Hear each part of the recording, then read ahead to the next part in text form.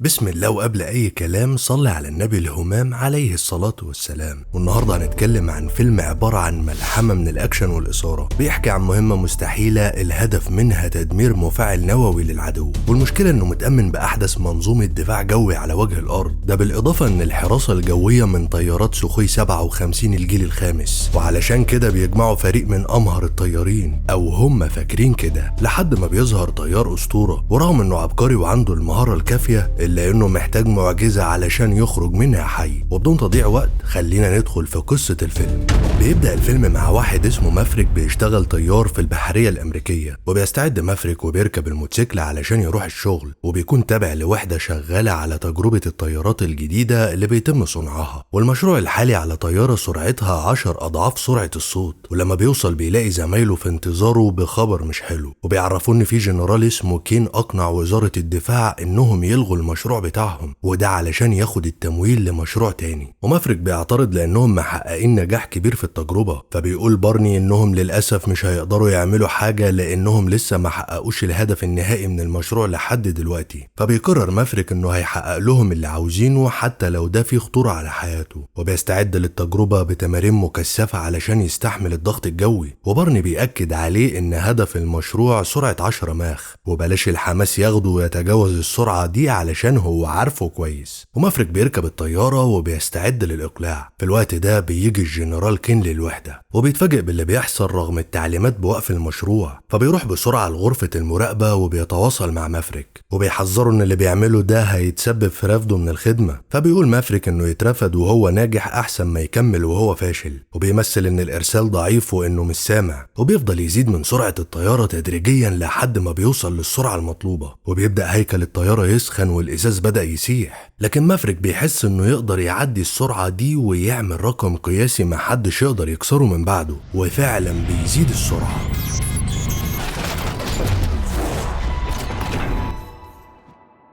وبعد شوية بيظهر مافريك وهو متبهدل من أثر تحطم الطيارة، والمهم إنه لسه عايش. ولما بيرجع الوحدة بيستدعيه الجنرال، وبيقول إنه كسر الأوامر العسكرية وكمان خسرهم طيارة غالية، والطبيعي إنه يتسجن على الخطأ ده. ولما بيشوف الملف بتاع مافريك، الجنرال بيستعجب من كمية الإنجازات والميداليات اللي مافريك أخدها طول فترة خدمته في الجيش، فبيسأله إزاي بعد كل الإنجازات دي ولسه نقيب لحد دلوقتي. فبيقول مافريك إن الترقية والقعدة على المكتب بالنسبة له تعتبر موت بالبطيء، لكنه حابب انه يفضل مقاتل ويركب الطيارة بنفسه. وبينما مافريك منتظر يسمع عقوبته، بيتفاجئ ان الجنرال بيقول ان تم استدعائه لوحدة اسمها توب جان، ودي وحدة فيها اقوى الطيارين على مستوى سلاح الطيران الامريكي. ولما بيوصل مافريك للوحدة بنشوف صورة تذكارية له، وبنفهم من ده انه كان في الوحدة دي قبل كده، وكمان الشخص اللي معاه في الصورة بقى القائد السابق للوحدة قبل ما يطلع على المعاش. وبيرحب بيه القائد الحالي والمساعد بتاعه، وبيعرفوه على المهمة اللي اتنقل علشانها. وبيكون في مفاعل نووي لدولة معادية تم إنشاؤه بشكل سري، والهدف هو تدميره قبل ما يشتغل ويشكل خطر حقيقي. المشكلة إن المكان موجود في منطقة جبلية وصعب يتم استهدافه بالمدفعية أو بالصواريخ، ولأن العدو فاهم إن التهديد الحقيقي للمفاعل هو الطيران، فلجأوا لتأمين المنطقة بصواريخ أرض جو من الطراز الحديث. بالإضافة إن جنب المكان جراج طيارات سوخوي 57 من الجيل الخامس وشوية طيارات قديمة، يعني حتى الاقتراب من المفاعل يعتبر مستحيل. فبيقول مافريك إن المهمة مستحيلة والحل الوحيد هو استخدام عدد قليل جدا من الطيارات علشان التخفي، وبيقترح إنهم يكونوا 4 طيارات على فريقين، وهيضربوا ضربتين ورا بعض، والفرق بينهم يكون ثواني قبل ما العدو ينتبه. بس غالبا محدش هيرجع من المهمة حي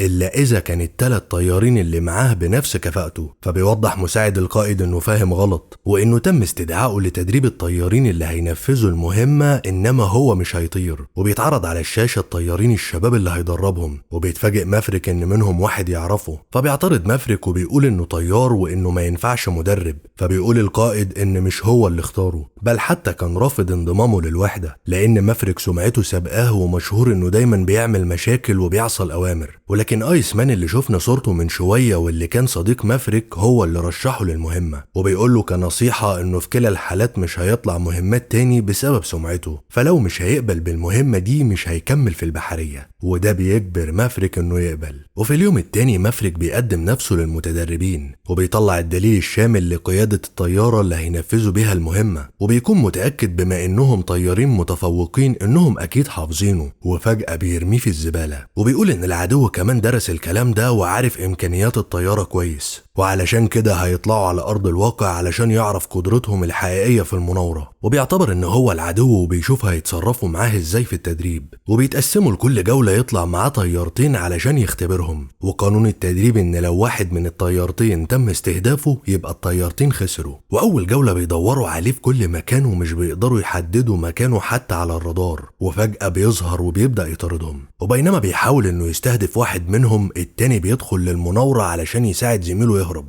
ولكن ده بيكلفه انه هو اللي بيتم استهدافه. وفي الجولة التانية بيلاقي واحد بيتخلى عن زمايله علشان يظهر قدراته ويبين لمافريك انه جامد، وده نتيجته ان زمايله بيتم استهدافهم. وبيكملوا التدريب، وفي كل مرة مافريك بيتفوق عليهم في المناورات بسبب فرق الخبرة والمهارة، لحد ما في مرة كلهم بيتفاجئوا بواحد منهم اسمه روستر بيدخل مع مافريك في مناورة خطيرة، والمناورة دي اسمها الكبرى، والمفروض انها تحدي حتى الموت، وبتستمر لحد ما بينزلوا تحت الارتفاع المسموح للتدريب. ومافريك بيطلب من روستر اكتر من مرة يوقف المناورة، ولكن بكل اصرار بيرفض ينسحب، فبيضطر مافريك علشان سلامتهم انه ينسحب. ولكن للاسف القائد بيستدعيه وبيلومه انه ازاي يسمح بمناورة خطيرة زي دي، وان المطلوب منه انه يدرب الطيارين على الطيران بسرعة ورمي القنابل، ومش المفروض اصلا انه يدربهم على المناورات، لان المطلوب منهم انهم يوصلوا للهدف ويدمروه. فبيقول مافريك وكمان يرجعوا عايشين. والقائد لما بيلاقي كلامه صح مش بيعرف يرد عليه. وتاني يوم مافريك بيعرض عليهم المهمة وبيشرح لهم الطبيعة الجبلية للمنطقة اللي فيها المفاعل النووي، وبيقول ان الصواريخ المضادة للطائرات موجودة على الجبال علشان تأمن السماء، لكنها مش بتأمن الوادي. فبيرد روستر وبيقول لان مفيش حد عاقل ممكن يطير في الوادي. فبيقول مافريك ان ده بالظبط اللي هيدربهم عليه.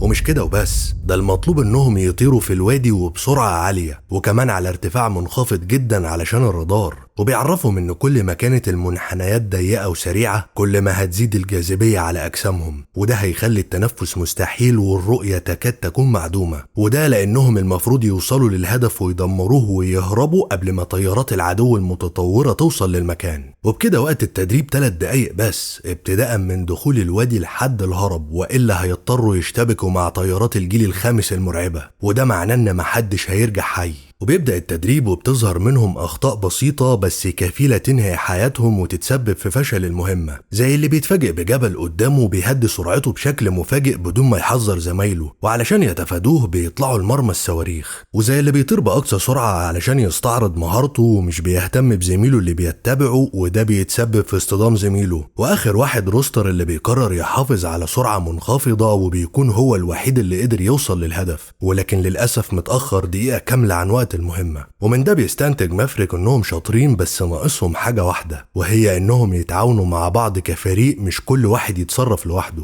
وتاني يوم الصبح القائد بيروح يطمن على التدريب، وبيتفاجئ ان مفيش حد في المكان، وكمان بيلاقي الطيارات مكانها ومفيش حد في الوحدة كلها، وبيطلع انهم كلهم على الشاطئ بيلعبوا. ولما القائد بيسأل مافريك ايه التهريج اللي بيحصل ده، بيقول له انهم كانوا محتاجين يقربوا من بعض اكتر ويتعاونوا كفريق، وده بالظبط اللي هو بيعمله دلوقتي. والقائد بيقتنع بكلامه وبيمشي. وبعدها بتيجي رسالة لمافريك من صديقه القديم ايس مان، وبيروح علشان يزوره، وبيعرف من زوجته انه مريض جدا وما عادش بيقدر يتكلم، ولانه كان القائد السابق لتوب جن وهو اللي اختار مافريك بيسأله عن تقدم التدريب. فبيحكي مافريك انه بيواجه صعوبة مع روستر ابن صاحب عمره، وده لان روستر مش قادر ينسى اللي مافريك عمله فيه زمان، وبيقول انه وعد ام روستر قبل ما تموت انه هياخد باله منه. وعلشان كده اول ما روستر قدم اوراقه في سلاح الطيران، مافريك علشان ينفذ وعده الام روستر اضطر يسحب الورق في السر، وده خلى روستر يتأخر 4 سنين عن دفعته اللي من سنه. وبيقول ان المهمة اللي هينفذوها ممكن محدش يرجع منها حي، ولو فكر انه يطلع روستر بره المهمة هيغضب وممكن يخسره للأبد، وكمان خايف عليه انه يموت في المهمة وبرضه هيخسره للأبد. فبيهديه ايس مان وبيقول ان اختاره للمهمة دي علشان بيثق فيه، وبالتالي هو كمان لازم يثق في روستر. وفي اليوم التاني بيقول مافريك ان اللي فات كان الجزء السهل من المهمة، والجاي هو جزء المعجزات، وان عشان المهمة تنجح محتاجين معجزتين. اولا ان الطيارات اول ما تطلع من الوادي محتاجين يصعدوا الجبل وينزلوا تاني بسرعة عالية، وعلشان يعرفوا يعملوا ده مضطرين ينزلوا الجبل بشكل مقلوب علشان الطيارات ما ترتفعش وتتكشف، ومجرد ما الطيارات هتتعدل تاني هتكون الطيارة قطعت نص المسافة للهدف، وبالتالي لازم يصوب ويضرب بأقصى سرعة والا هيعدي الهدف ومش هيلحق يضرب. والفريق الاول هيصوب على فتحة التهوية بتاعة المفاعل ويفجرها، وده هيتسبب في عمل فتحة في الارض، وبعدها الفريق التاني هيرمي القنبلة التانية جوه الفتحة، ودي المعجزة الأولى. وثانيا إن أول ما ده يخلص المفروض إنهم بنفس سرعتهم هيصعدوا منحدر خطير، وبسبب الانعطاف الشديد والمفاجئ الجاذبية هتخلي وزنهم وكأنه زاد 10 أضعاف.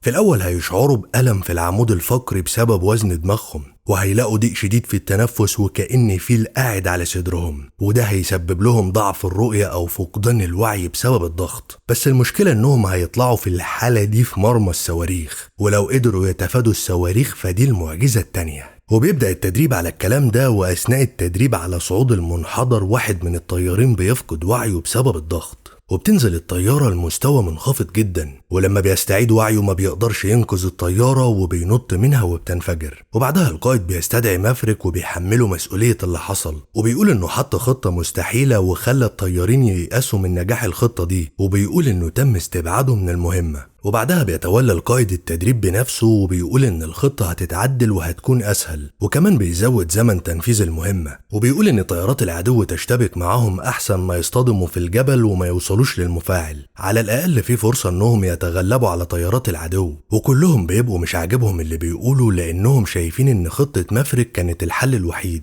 وهنا بيلاقوا طيارة مجهولة دخلت لساحة التدريب، وبيطلع انه مافريك وطلع بطيارة علشان يثبت ان الخطة ممكنة، وبيطلب تعديل وقت المهمة لنص الوقت اللي حطه القائد، وبيبدأ التنفيذ. وبيكون الكل مذهول من اللي بيحصل، ومافريك بيتنقل بسرعة جبارة بين الجبال، وكلهم بيستغربوا من سيطرته على الطيارة في المنحنيات على السرعة العالية دي، وعلى نفس سرعته بيصعد الجبل بالطيارة وهي مقلوبة. والانبهار انه لوحده في الطيارة ومفيش معاه مساعد علشان يصوب على الهدف بالليزر، ولكنه بيصوب بشكل يدوي وبيرمي القنبلة، وبيرتفع عند المنحدر، وقبل ما يفقد الرؤية بيتأكد ان القنبلة أصابت الهدف بدقة، وبيقدر مافريك انه يخلص المهمة قبل الوقت، واخيرا بيثبت للجميع ان المهمة ممكنة. وبعدها بيستدعي القائد وبيعترف لمافريك انه كان غلطان، وبناء عليه مافريك الوحيد اللي يقدر يكون قائد الفريق اللي هينفذ. وبيجي وقت العملية وبيستعد الطيارين، ومع إشارة القائد بتنطلق الطيارات. في الأول بينزلوا على مستوى منخفض من مستوى البحر علشان الرادار، ومافريك بيأمر الطيارات اللي معاه تتخذ وضعية الهجوم، ومجرد ما بيقرب من الأرض بيدي أمر للمدفعية تضرب مطار العدو،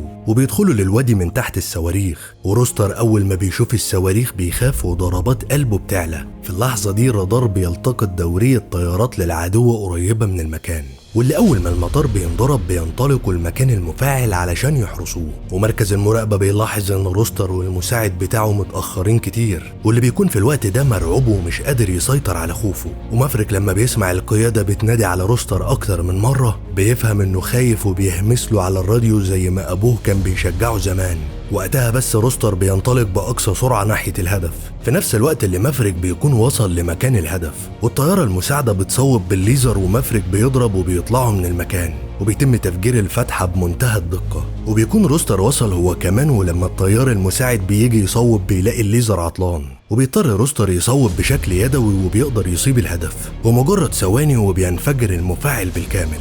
وبكده تكون انتهت المعجزة الأولى، وكلهم بيتفاجئوا ان الصواريخ اكتر بكتير من توقعاتهم. وهنا بس بيعرفوا قيمة تدريبات مافريك على المناورة، والعجيب انهم بيتعاونوا مع بعض بشكل مذهل وكأنهم طيارة واحدة، وكل ما حد بينضرب عليه صواريخ بيحاول يراوغها او يستخدم الدفاعات، لحد ما روستر بينضرب عليه صاروخين وفجأة بيلاقي دفاعات طيارته خلصت.